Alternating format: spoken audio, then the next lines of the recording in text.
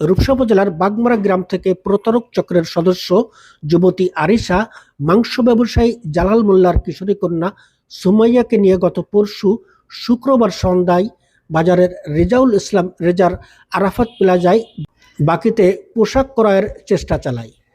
যেমনটি দেখছেন ওই ব্যবসা প্রতিষ্ঠানের সিসিটিভি ফুটেজে। ওই যুবতী নিজেকে সুমাইয়ার ফুফু পরিচয় দিয়ে তার পছন্দ মতো 17,000 টাকা মূল্যের বিভিন্ন পোশাক ও স্যান্ডেল নিতে চাইলে ব্যবসায়ী রিজা তাকে ফিরিয়ে দেয়। মেয়ের কেনাকাটার জন্য জামাল মোল্লার 2,000 টাকা পর্যন্ত বাকি দেওয়ার অনুমতি থাকায় এর সিদ্ধান্ত নেয় ওই ব্যবসায়ী। তবে শেষ চেষ্টা করে ব্যর্থ হওয়ায় নতুন করে ফাঁদ পাতে ওই যুবতী। পরে রাত 8টার দিকে স্বামীর কাছ থেকে কাপড় আনার কথা বলে সুমাইয়াকে গোপনে খুলনা মহানগরীর হাদিস পার্কে নেওয়ার পর তার স্বর্ণের কানের দুল ছিনিয়ে নিয়ে পালিয়ে যায় সে। এ ধরনের প্রতারক চক্রের সদস্যরা বিভিন্ন স্থানে নানা ছদ্মবেশে বিচরণ করে বেড়াচ্ছে।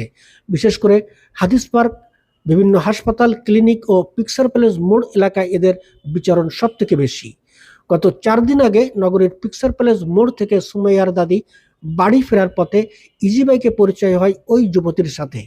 সে নিজেকে সিটি মেডিকেল কলেজ হাসপাতালের নার্স ও অনার্স শিক্ষার্থী বলে পরিচয় দিয়ে সুমাইয়ার দাদির কাছ থেকে তার ঠিকানা জেনে নেয়। সে মোতাবেক শুক্রবার বেলা 3টার দিকে সুমাইয়াদের বাড়িতে আসে সে। প্রতারক ওই যুবতীর বয়স 18 থেকে 20 বছরের মধ্যে বলে দাবি করেছেন ভুক্তভোগী পরিবারের সদস্যরা।